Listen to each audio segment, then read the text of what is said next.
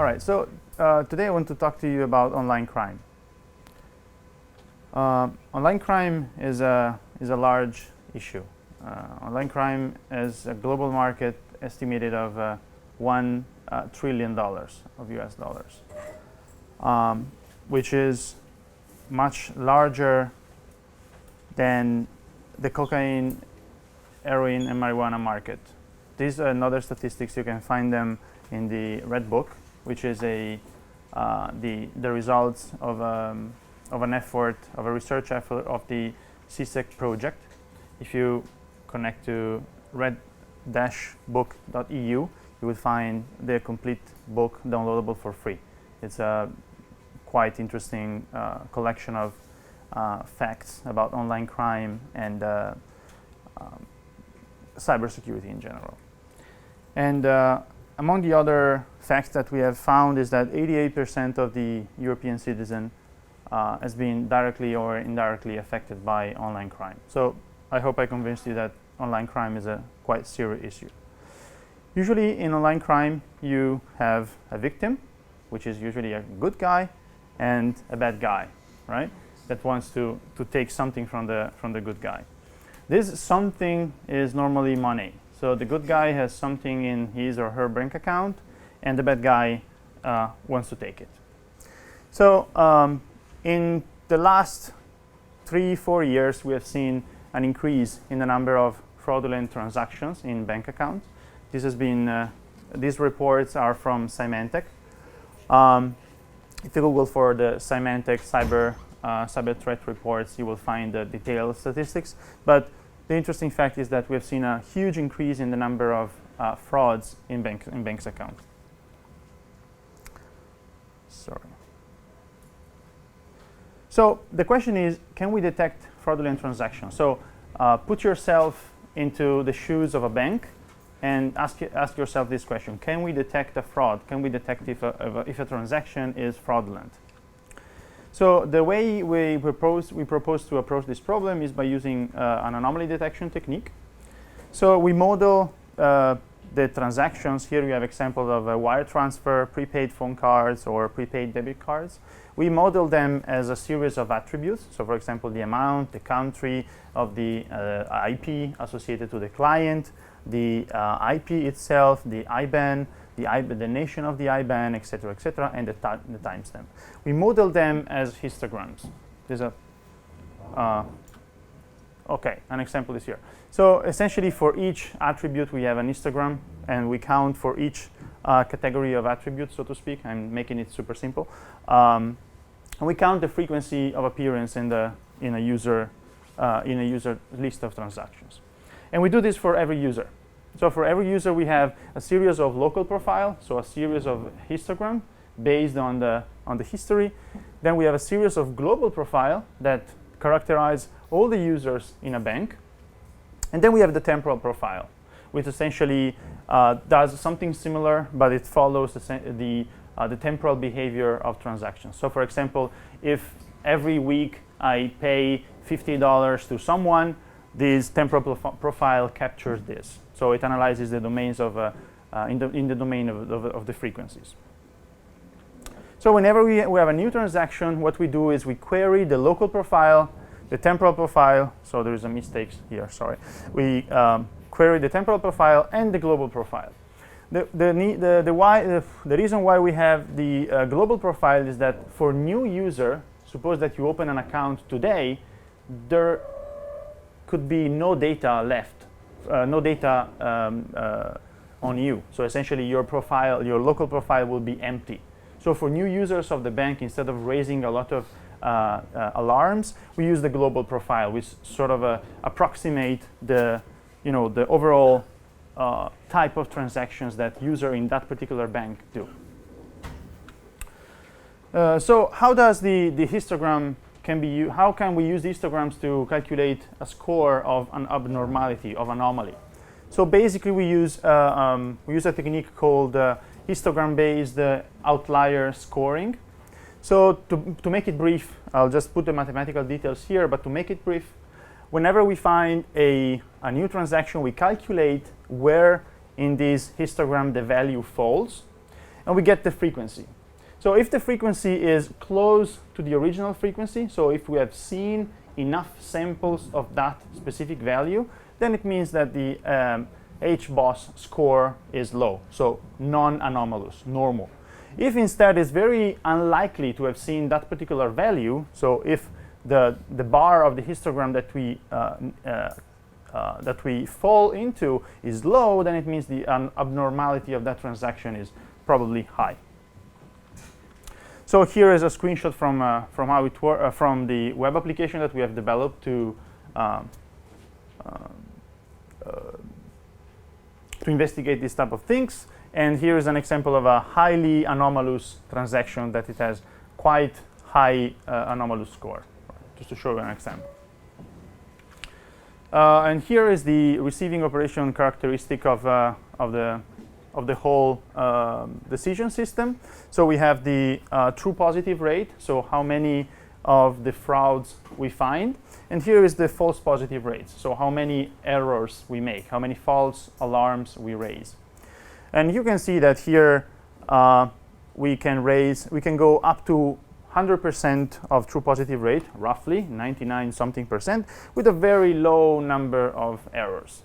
These two lines are in case we must use the global profile. So in case we have users for which we miss the local profile. So of course we lose a lot. We lose some precision, but at least we can say something about those transactions.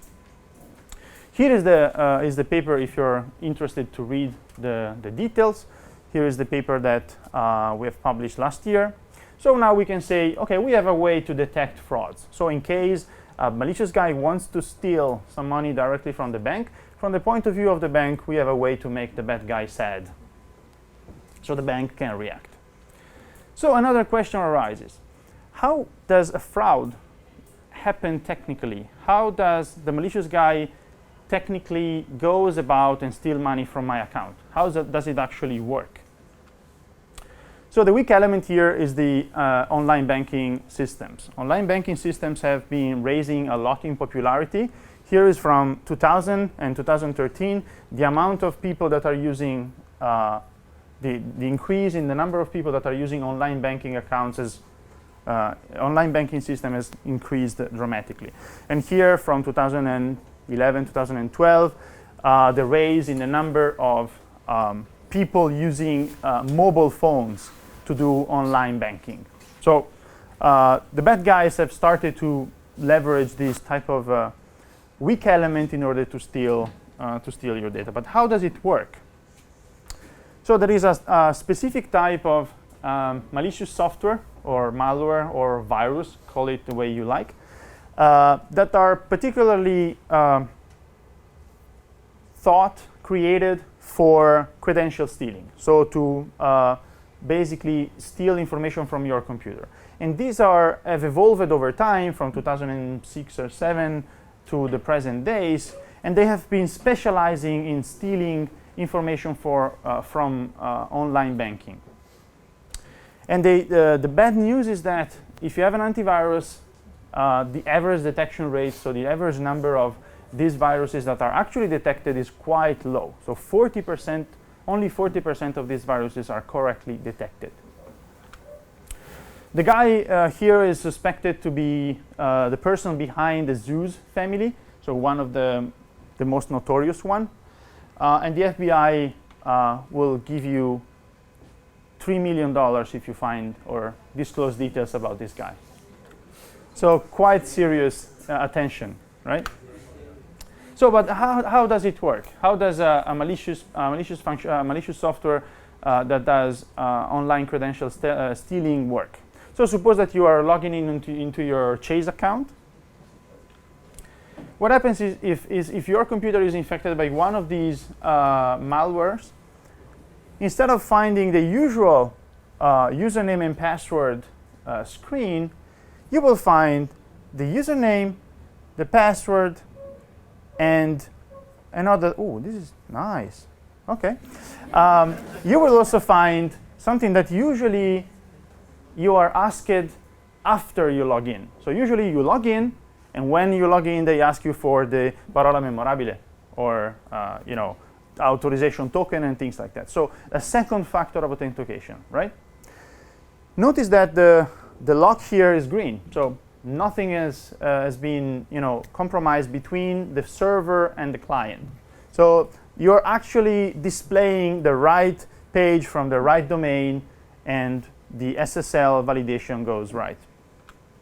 What actually happens behind the scene is that the malware uses a technique called API hooking on the WinINet library and modifies basically the network traffic coming in. So when you connect to the server and you retrieve the page, what happens is that the page gets encrypted by the server. If you have a man in the middle here, there is no problem because HTTPS, in theory, takes care of everything. Then when the page reaches your computer, it gets decrypted by the client side, right? Right before going into the browser and right before being rendered on the screen, the network API needs to be queried by the browser in order to get the actual payload from the packet. This is where Zeus and other malicious software with the same technique hooks into the calls of that API and modify the page in order to add an additional field. So the question is, how can we detect the action, and how can we detect whether a computer is infected by Zeus or similar malicious software? The problem are that these executables are packed or obfuscated, so they're difficult to analyze. The configuration files, which is the configuration file used by the virus, are encrypted. There are different families, different versions, different type of browsers are targeted, different operating systems are targeted, not only Windows. And there are different hooking techniques used by the malware. So normally what happens is that you need a lot of manual reverse engineering. So you need to actually take a disassembler, take a debugger, and go and look into the code and try to understand whether the code is malicious or not. So this, of course, doesn't scale because there are thousands and thousands of new samples, thousands of new techniques, and you don't want to spend your time reverse engineering this. So our technique that we have developed is based on the concept of a web page differential analysis. The idea is that to know whether a machine is infected or to know whether a sample is performing malicious functionality in this sense, we take a clean machine and an infected machine. We visit the URL of the login screen of the bank, and then we do the diffing of the page. This is the easiest way that I can describe it. So we diff, and essentially we extract all the differences. The challenge, of course, is that not all the changes are malicious. Sometimes pages are different for good reasons. Maybe there is an advertisement banner. Maybe there is something that the bank is changing from customers logging from Italy and customers logging in from Colombia. So the page might change for good purposes. So we have developed a series of heuristics. If you're interested in these details, I can provide you the details. But now, for lack of time, I don't have all the. I cannot give you. I don't have time to give you all the details. But anyways, we have developed a series of techniques that allow us to distinguish between good changes and bad changes.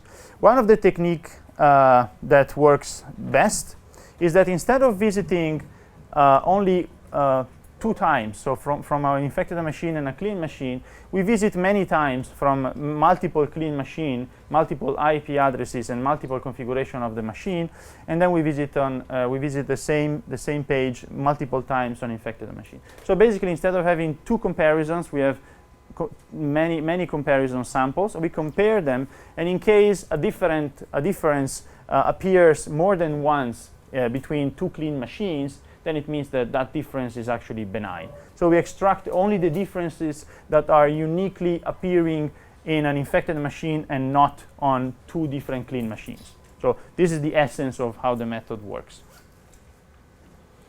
Here you can see what we extract in a real sample. So we get the we take out the actual content that has been injected, and also the XPath expression on where in the tree of the page the element is showing up. And here is how the false difference rate varies if we use multiple machines.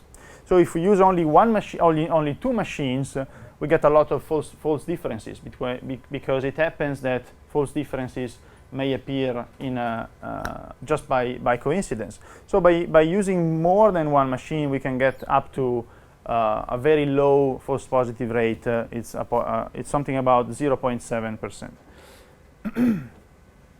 Here is the web application that we have developed for a bank in order to investigate this type of samples. And here you can see an example result of analyzing, for example, this is an Italian bank. So essentially, we find out the expression, we find out where what content has been injected, and so forth. So the idea is that now we have a way to tell, okay, this sample is performing this web injection type of malicious action, and we can create signatures that characterize this type of samples. So again, we have made the bad guy sad because we know how to detect whether a sample is performing malicious actions or not. So what did the bad guys? How did the bad guy responded, right? So usually when you log into a bank, how did the bank responded? So now let's say that you want to perform a wire transfer. You connect to your bank, and your bank asks you for the second level password, so an additional password that you need to authorize each transaction. Most of the time, the malicious guy is able to steal the second level password because he may have web inject techniques. So the bank has responded with the concept of transaction authorization number. Transaction authorization number is a number that is bound to each transaction, so not in general a second level password. So what happens is that the bank sends you via SMS a transaction authorization token, and you have to enter the transaction authorization token into a second web form, right? So even if the computer is infected by Zeus or by a malware that works as we have seen, what happens is that if you receive the transaction authorization token out of band on your phone, then the malicious guy arrives too late and the token is expired. So how did the bad guys responded? So since the computer is infected, the malicious guy has a way to modify the pages that we are looking. So one of the techniques used recently is to inject a legitimate looking QR code, right? So the guy uses the same techniques, so web injection techniques, to inject a QR code and asks you essentially to scan that QR code in order to log in. It looks very legitimate. It looks something that the bank is using a new authentication technique. What actually happens if you scan the QR code is that you're redirected to a malicious URL that asks you to download an application that is branded as with the look and feel of the bank, right? So you actually believe that the bank is providing you a stronger authentication method. And what you actually got is what is called Zeus in the mobile. So the companion application of the PC version of the malware. And it exists for many different platforms. It exists for Android, iPhone, BlackBerry, and other. So what actually happens is that your cell phone is now compromised. So your cell phone is actually can be used by the malicious guy to steal transaction authorization tokens. So how do we go about analyzing this type of communication, this type of threats? So our observation is that in order to be able to track mobile info stealers, we observe that mobile info stealers need to communicate with the malicious guy in order to send over the transaction authorization token. So how do they communicate with the end host? Well, they need to use the same techniques that we use to communicate with remote servers. So if you look at the trace of functions that are called in the code of those samples, you find that they are actually using, in this specific example, they're using HTTP to send information to this URL, and in the end, you're able to reconstruct the URL where they're sending an HTTP request, just to show you an example. Another observation is that these applications are actually customizable, because the malicious guys usually create one template application and then they customize it depending on the bank. So if you disassemble them, if you analyze them manually, you will find that there is a way that they use to configure these malicious apps, and so you can extract all the information also statically. It's just a simple case. Of course, they're not so stupid anymore, but it's a simple case to make you understand. So by using these two techniques, so dynamic data by looking at the trace of functions that are called, and static data, we go about and extract the endpoint information. So we extract the URL that they are contacting, we extract the phone numbers to which they are sending the stolen information, and we track them. So basically, for each sample that we analyze, we create a database of all the endpoints that they are trying to send information to. We geolocalize them, and we are able to say where the remote servers used by the malicious guys are located geographically. We are also able to say, for example, if malicious applications that contain package name com.security is frequently associated with a remote server located in Sweden. Or we can tell whether the servers that end with vicp.co, for example, are frequently associated with com.a package name of the application. So we make this kind of analysis.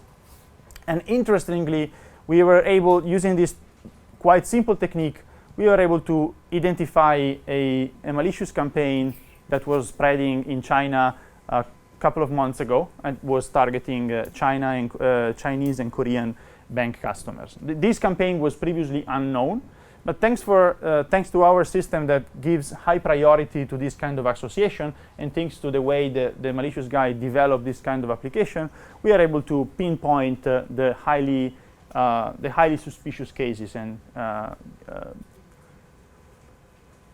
provide details to the authorities. So here is more details. If you're interested, the paper is actually under review, but I can give you a copy, paper copy confidentially. But if you're interested to play with the system, it's online. If you connect to ds.andrewtroll.org, you are able to submit malicious APKs and get the results. So now we have again a way to make the malicious guy said one more time. So not only we can tell whether the malicious guy is trying to extract information from our browsing activity, we're also able to tell whether the malicious guy is trying to extract information from our mobile applications. So now the malicious guy has not many options left. So we have a way to secure our online transactions. We have online bank transactions. We have a way to make the malicious guy sad. So as you know, usually in cybercrime, there is a long-standing arm race. Whenever we develop a new defensive technique, the malicious guy develop a new attacking technique. So what's the next case? Instead of attacking directly our personal money, they attack something that is becoming much more valuable for us, our personal data. Think about your pictures, your documents, your memories, everything you have stored on your PC. It values probably more than all the money that you have in your bank account. At least in my case, if you have, let's say that you have, I don't know, $1,000 in your bank account, and they decide do you want to give him $1,000 or you want to give me all your personal data? Here, my $1,000, right? You're not able to reproduce your memories if someone steals your memories from your computer, if you don't have any backup. So they came out with a technique that is able to extort you money in exchange of your personal data. So the technique is essentially based on encrypting your personal data and asking you for money back. You will give money if the exchange is your personal data being unlocked. Have you ever seen this screen? This screen is been famous a couple of years ago in September. This is the CryptoLocker locking screen. What happens is that if your computer gets infected by CryptoLocker, was the first known case, all your file will get encrypted and you will see this screen. And you have 95 hours, 56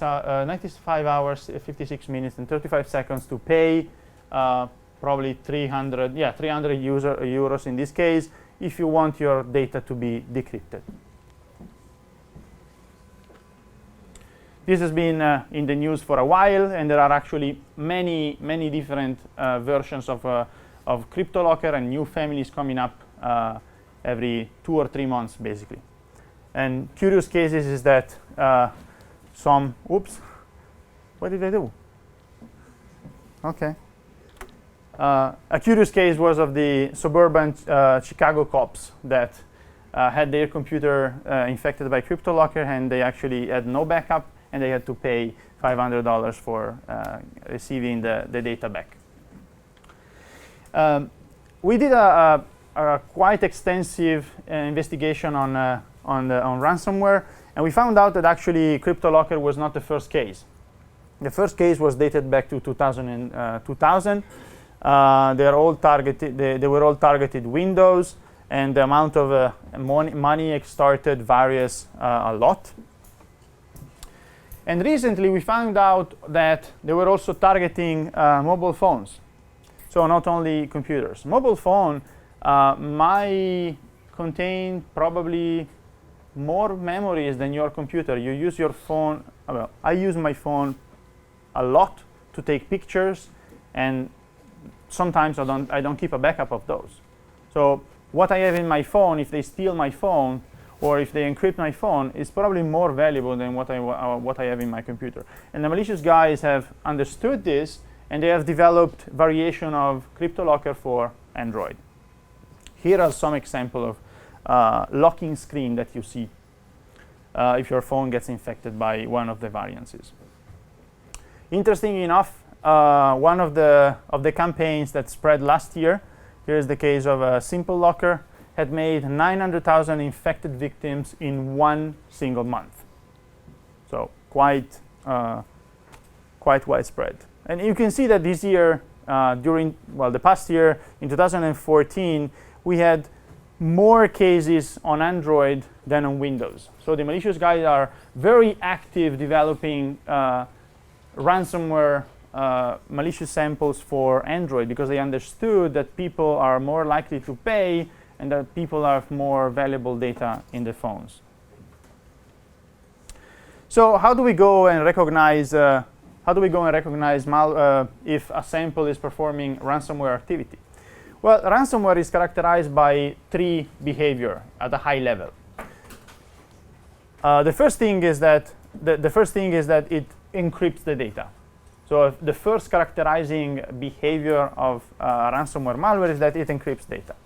The second one is that it locks the screen, so it prevents you from using the phone.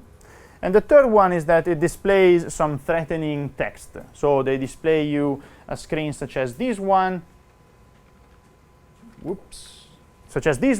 asking you to pay a ransom back in order to have your phone unlocked or to have your data back. So they try to convince you using coercion techniques to pay. So, for example, we can use what we do is we extract all the text that is displayed on the screen, and we use natural language processing. I can give you the details if you're interested. We use natural language properties to essentially perform something that could be called sentiment analysis. So, if we detect negative sentiments or many phrases that are trying to convince the user in doing something, By using a natural language classifier, we can draw conclusions on the content, on the high-level semantic of the text. Last part, how do we detect if a malware is performing locking? In the case of Android, what we do is, in the case of Android, the way they lock your screen, basically, is that they trap the events that need to be handled when you click on one of these buttons. So let's say that you are displaying this activity and you want to get out from this thing. How do you do usually? You press the back key or you press the home key in order to remove the activity. What happens is that the malware traps the on key down event. So in case you press this key or this key, they trap this event and they always return true. Return true means that the event has been already handled, so the operating system does not do anything. So whenever you click on one of these buttons, the malware handles the back event, and the screen does nothing. So the screen will remain like this forever. So by using a lightweight emulation technique, we can track these kind of cases, and we can find out whether there is any of these methods that return true. And if that is the case, we can tell, okay, there is a ransomware on this system. So putting it all together, at the end of the day, we can say, okay, if we find out locking, encryption, and threatening, this is truly ransomware. If we find only locking and threatening, then probably it's not real ransomware. It's just trying to scare us into paying, but our data is still safe. And in case we don't find any of these combinations, then probably the sample is suspicious, but probably benign. So since I don't have much time left, I have to skip what I was thinking of doing. To conclude, what my research is centered about, you may have understood, is around threat analysis. So the idea is that we have a series of different type of threats. We have seen malware threats, we have seen fraud threats. We should have seen botnet tracking, but I didn't have time to show it to you. Essentially, what we do is can be put under the umbrella of threat analysis. There are, of course, many answers that I didn't give an answer to. So how does malware get into infecting my computer? Where is malware coming from? How does the malware communicate back with the CSE server, etc., etc., etc. If you're interested in these kind of questions, I will be very happy to chat with you. I'm going to stay here until Sunday, so I have much time to be here on campus. If you have more curiosities, feel free to email me or to contact me through Twitter. And that concludes my talk. I just have one more slide. It's actually a commercial break. So in July this year in Milano, at Politecnico di Milano, we are organizing DIMVA. DIMVA is an annual conference on malware analysis. So you could see more works on this field. From June, we will be releasing a number of limited entry tickets for students only, very low reduced ticket. So if you only want to attend the technical talks, there are chances to get into the conference paying basically nothing, just a very low symbolic amount. So if you're interested, just feel free to have a look at the website. Other than that, I'm done. Thank you very much for your attention.